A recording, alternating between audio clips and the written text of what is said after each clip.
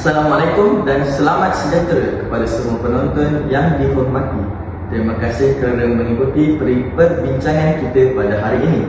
Topik kita kali ini sangat menarik dan relevan dengan sejarah serta perkembangan bahasa Melayu di Malaysia.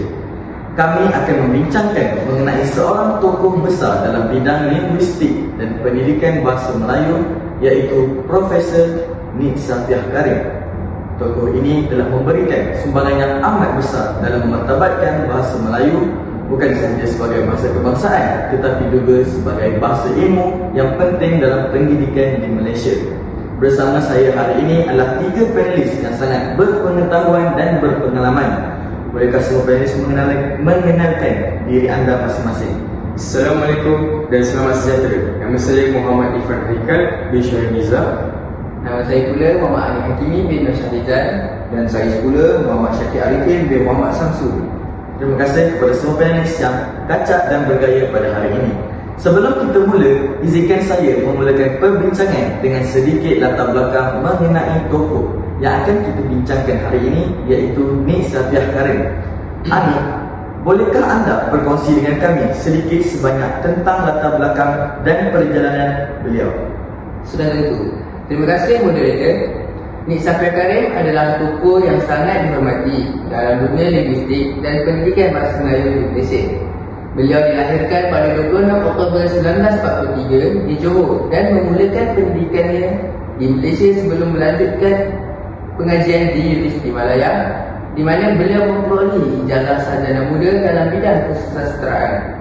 Setelah itu, beliau melanjutkan pengajian dalam bidang linguistik dan memperolehi sarjana dan PhD dalam bidang yang sama. Nik Safiah juga memulakan kerjaya sebagai seorang pensyarah di Universiti Malaya dan kemudian menjadi seorang ahli linguistik yang berperan penting dalam pengembangan kajian bahasa Melayu. Salah satu sumbangan terbesar beliau adalah penghasilan tata bahasa dewan, iaitu kini digunakan secara meluas di seluruh Malaysia sebagai panduan dalam pengajaran dan pembelajaran bahasa Melayu. Beliau juga terlibat dalam penyusunan dasar bahasa Melayu melalui peranannya di Dewan Bahasa dan Pustaka, iaitu DBP. Nik Safiah juga telah menulis banyak artikel ilmiah dan buku yang berkaitan dengan tata bahasa dan pengembangan bahasa Melayu. Dan beliau juga dikenali sebagai pejuang yang memperjuangkan bahasa Melayu sebagai bahasa kebangsaan dan bahasa ilmu. Irfan, apakah pendapat anda pula tentang pemikiran dan peranan Nik Safiah Karim? Saya setuju dengan pendapat daripada saudara Adi sebentar tadi. Sumbangan besar Nik Safiah Karim dalam bidang linguistik sangatlah jelas terlihat dalam karya-karya beliau, terutamanya tata bahasa dewan yang menjadi sumber rujukan utama dalam pendidikan bahasa Melayu di Malaysia. Tata bahasa dewan sangat komprehensif, tidak hanya memberi penekanan pada struktur bahasa tetapi juga membimbing pelajar untuk memahami fungsi dan penggunaan bahasa Melayu dalam pelbagai konteks yang lebih luas. Apa yang menarik tentang pemikiran beliau adalah bagaimana beliau menggabungkan kajian linguistik dengan aspek pendidikan dan kebudayaan. Nik Safiah sangat menekankan bahawa bahasa Melayu perlu dipelajari bukan hanya untuk komunikasi seharian tetapi juga sebagai alat untuk menambah pengetahuan dan mendalami bidang ilmu. Dalam konteks ini, beliau berpendapat bahawa bahasa Melayu harus diterapkan dalam pengajaran sains, matematik dan bidang-bidang ilmiah yang lain. Pemikiran beliau berhubung bahasa Melayu sebagai bahasa ilmu membuka peluang untuk bahasa ini berkembang dalam pelbagai bidang akademik yang sebelum ini didominasi oleh bahasa Inggeris. Nik Safiah juga percaya bahawa pengembangan bahasa Melayu dalam bidang ilmu adalah satu keperluan untuk membina identiti kebangsaan yang kokoh, lebih-lebih lagi dalam negara yang membina kaum dan budaya. Beliau juga berpendapat bahawa tanpa bahasa yang kuat, bangsa dan negara akan kehilangan arah dalam membentuk jati diri mereka. Syakir, adakah anda setuju dengan apa yang dikatakan oleh saudari Irfan? Saya setuju dengan apa yang dikatakan oleh Irfan. Sekejap, saudari ke saudara? Saudara ya? Okay, itu juga. So, 3. Syakir, adakah anda setuju dengan apa yang dikatakan oleh saudara Irfan? Ya, saya setuju dengan apa yang dikatakan oleh Irfan dan saya ingin menambahkan bahawa peranan Nik Safian dalam menjadikan bahasa Melayu sebagai bahasa kebangsaan adalah sangat penting dalam sejarah negara kita. Pada zaman selepas kemerdekaan, negara Malaysia sedang membangun identiti bahasa yang inklusif dan bersatu padu. Dan Nik Safian sangat percaya bahawa bahasa Melayu adalah penghubung utama dalam usaha ini. Selain itu, beliau juga seorang aktivis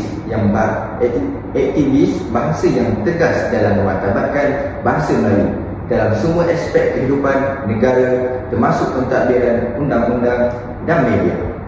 Beliau sering menekankan bahawa bagi sebuah negara untuk berkembang dengan jaya, bahasa kebangsaan mesti dijadikan bahasa utama dalam semua urusan rasmi. Dalam konteks Malaysia, ini bermakna bahasa Melayu perlu digunakan dalam segala aspek kehidupan, dari pengajaran di sekolah-sekolah hingga ke urusan kerajaan di peringkat tertinggi. Nik Safian tidak hanya berjuang untuk memperkenalkan bahasa Melayu dalam aspek-aspek formal, tetapi beliau juga sangat menekankan pentingnya sastera Melayu dalam membentuk identiti bangsa. Bagi beliau, sastera bukan sekadar hiburan, tetapi ia adalah medium yang kuat dalam menghantar mesej budaya, mengukuhkan perpaduan dan mengekalkan warisan sejarah serta budaya Melayu. Oleh itu, beliau berusaha untuk memperkasakan pengajaran sastera Melayu di sekolah-sekolah dan memastikan sastera Melayu dihargai oleh generasi muda. Okey, baiklah. Sekarang kita sudah memahami sedikit sebanyak tentang sumbangan dan pemikiran Nik Safian dalam bidang bahasa dan linguistik. Saya ingin bertanya kepada anda semua, bagaimana anda melihat impak pemikiran beliau terhadap pendidikan bahasa Melayu di Malaysia hari ini? Baiklah, bagi pandangan saya, pemikiran Nik Safian Karim sangatlah relevan dalam pendidikan bahasa Melayu pada zaman sekarang, kerana salah satu sebagai terbesar beliau adalah dalam penghasilan tata bahasa Dewan. Sehingga hari ini, tata bahasa Dewan tetap digunakan di sekolah-sekolah dan universiti sebagai rujukan utama dalam pembelajaran bahasa Melayu. Saya juga rasa bahawa pengajaran bahasa Melayu di peringkat sekolah menengah dan sangat dipengaruhi oleh pendekatan yang beliau tetapkan dalam karya-karya beliau. Nik Safian juga berpendapat bahawa untuk memperkasakan bahasa Melayu sebagai bahasa ilmu, iaitu kita perlulah memberikan lebih banyak perhatian dalam menjadikan bahasa Melayu sebagai bahasa pengantar dalam pengajaran sains dan matematik. Kita juga boleh lihat impak langsung daripada ini apabila sistem pendidikan di Malaysia semakin menekankan penggunaan bahasa Melayu dalam subjek-subjek tersebut. Meskipun ada cabaran dalam melaksanakan sepenuhnya dasar ini, usaha ini jelas menunjukkan bagaimana pemikiran beliau telah memberi kesan yang besar dalam pembentukan dasar pendidikan negara. Selain itu juga, beliau memperjuangkan sastera Melayu sebagai alat untuk mengukuhkan jati diri kebangsaan. Hari ini kita dapat lihat bahawa kurikulum pendidikan Malaysia terus memartabatkan karya sastera Melayu yang juga merupakan satu bentuk pengajaran yang menghubungkan generasi muda dengan warisan budaya mereka. Irfan, adakah anda setuju dengan pendapat yang diberikan oleh Ani? Ya, saya setuju dengan pendapat yang diberikan oleh saudara Ani. Salah satu sumbangan terbesar beliau adalah usaha untuk menjadikan bahasa Melayu sebagai bahasa ilmu. Dalam pengajaran di universiti, kita masih menggunakan banyak prinsip yang beliau tetapkan dalam pengajaran linguistik dan bahasa Melayu. Penggunaan bahasa Melayu dalam pengajaran sains dan teknologi, walaupun ada cabaran, merupakan satu perubahan besar yang dipelopori oleh beliau. Pemikiran beliau tentang pengembangan bahasa Melayu dalam bidang ilmu membolehkan kita melihat kemajuan yang signifikan dalam usaha memperkasakan bahasa Melayu dalam pendidikan. Apa yang lebih penting lagi adalah tata bahasa. Tata bahasa yang kukuh adalah asas untuk meningkatkan kemahiran berbahasa, dan ini adalah satu aspek yang tidak boleh dipandang ringan. Pengajaran tata bahasa yang berkesan memberi kesan kepada penguasaan bahasa pelajar. Dalam hal ini, Nik Safian Karim telah menunjukkan jalan yang jelas melalui karyanya yang terkenal, iaitu melalui tata bahasa Dewan. Saya setuju dengan apa yang dikatakan oleh Ali dan Irfan. Dalam konteks yang lebih luas, saya juga ingin menekankan bahawa pemikiran Nik Safian dalam penggunaan bahasa Melayu dalam kehidupan sehari sangat penting.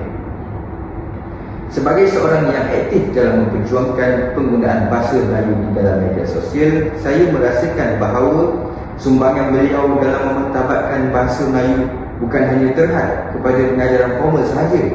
Dalam dunia semakin global, di mana pengaruh bahasa asing semakin kuat, beliau sangat jelas dalam memperjuangkan penggunaan bahasa Melayu dalam semua aspek kehidupan kita.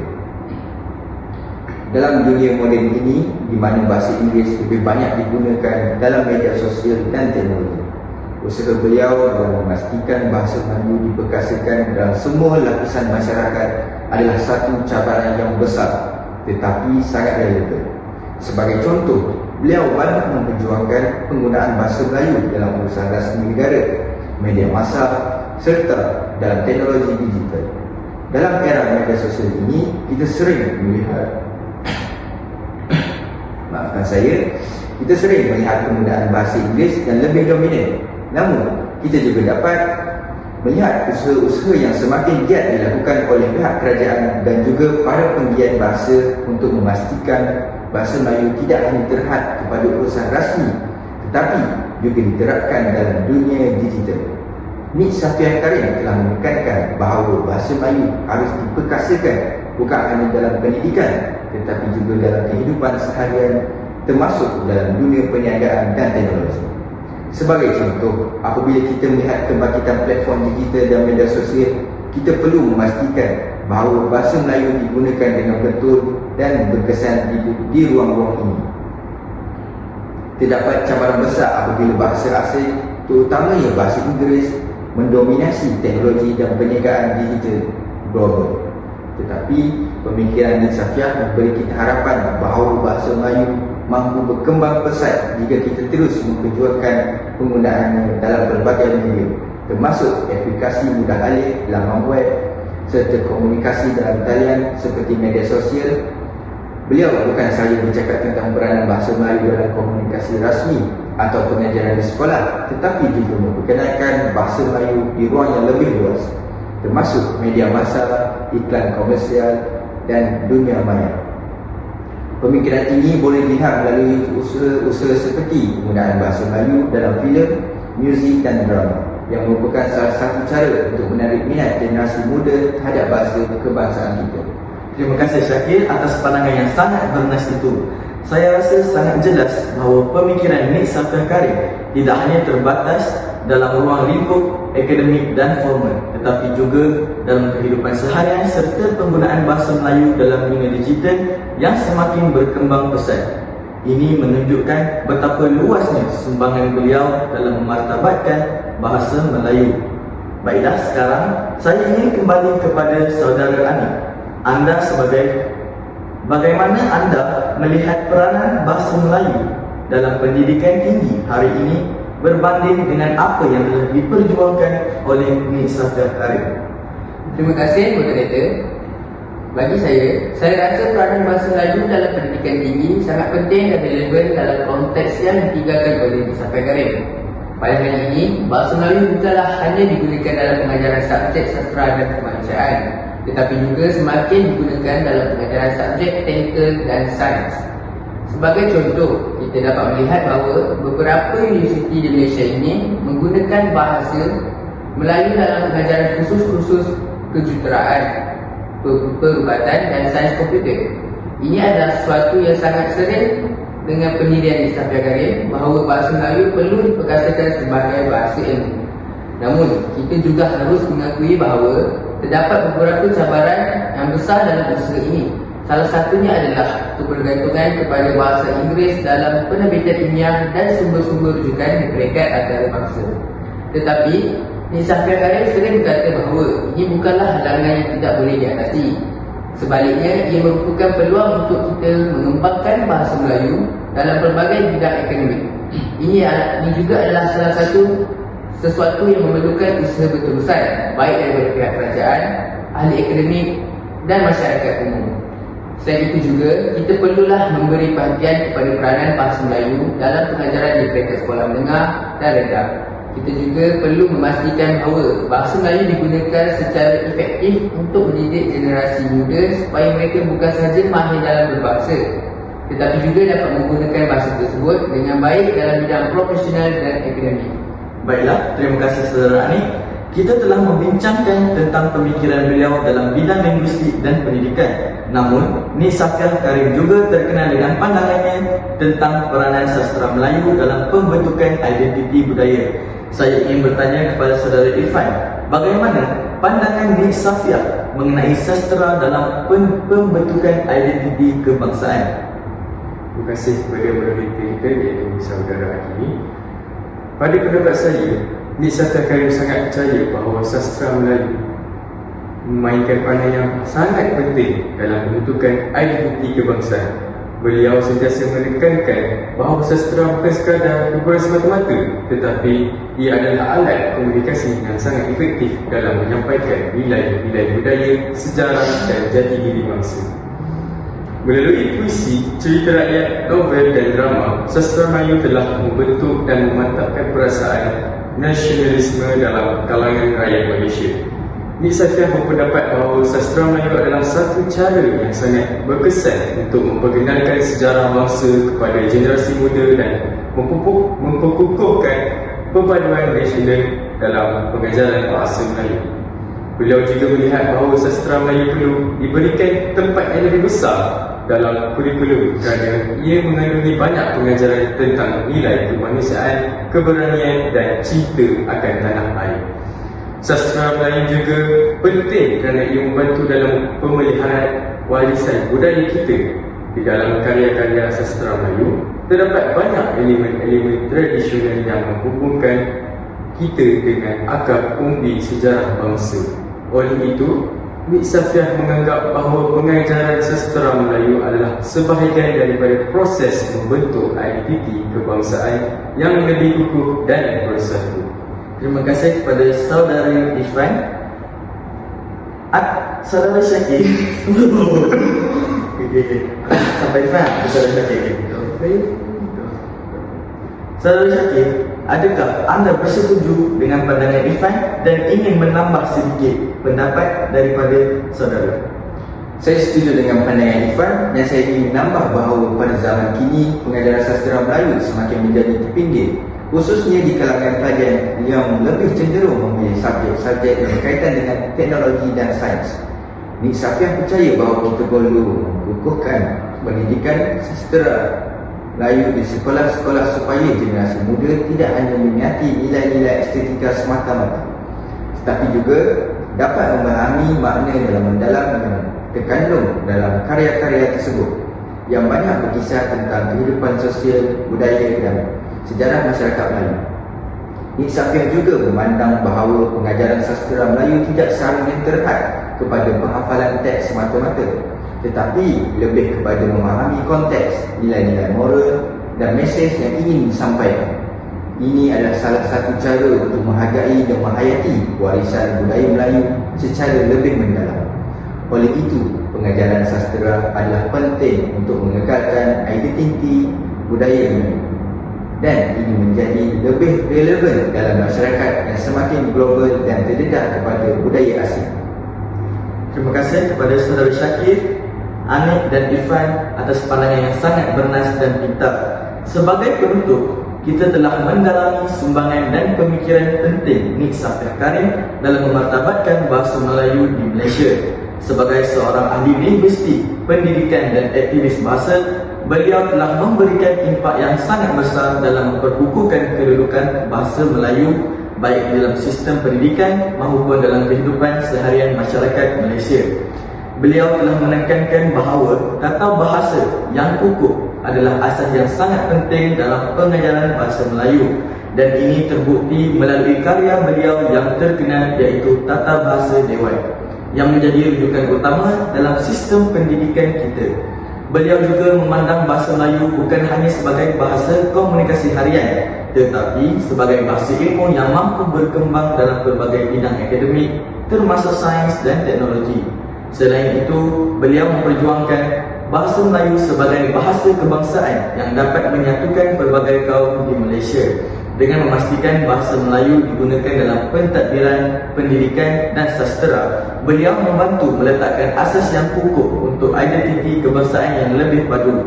Sumbangan beliau dalam bidang pengajaran dan pendidikan bahasa Melayu telah memberi impak besar, bukan hanya dalam aspek teknikal seperti pengajaran tata bahasa, tetapi juga dalam usaha menjadikan bahasa Melayu bahasa utama dalam pengajaran ilmu dan sains.